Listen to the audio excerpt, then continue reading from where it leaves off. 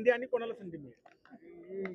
अरे वर धरू नको रे. आजच सोलापूर शहराच्या महापालिकेच्या महापौर पदाचं आरक्षण सर्वसाधारण पडलेलं आहे.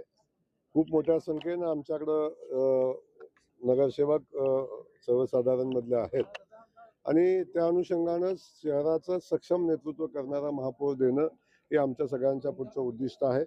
खास करून भारतीय जनता पक्षाचं त्या निमित्तानं खूप आग्रही, आमच्या देवेंद्रजी फडणवीस साहेबांची खूप आग्रही भूमिका आहे की शहरानं खूप मोठा विश्वास आपल्यावर टाकलेला आहे. तो विश्वास सार्थ ठरवण्यासाठी सर्वसमावेशक आणि सक्षम, विकासाभिमुख, पारदर्शी चेहरा या सोलापूर शहराला दिला पाहिजे अशी त्यांची भावना आहे. त्यामुळं सोलापूर शहराचा महापौर आम्ही लवकरच ठरवू, परंतु ठरवत असताना तो ठरवण्याचा अधिकार आमच्या स्थानिक स्तरावरचा नाही.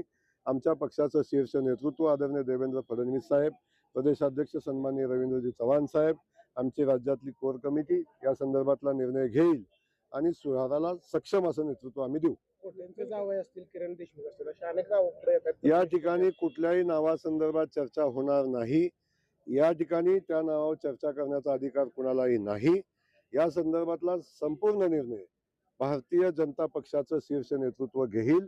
स्थानिक स्तरावर या संदर्भातली कुठलीही चर्चा होणार नाही. भाषणामध्ये म्हणालात की महापालिकेच्या सोलापूरच्या निवडणुकीमध्ये सोकियांबरोबर परकियांबरोबर देखील लढावं लागेल. स्वकीय कोण होते? स्वकीय कोण होते या संदर्भात आपल्याला अधिकचं मी सांगण्याची आवश्यकता नाही. आपण पाहिलेलं आहे, अख्खी निवडणूक आपण जवळून पाहिलेली आहे.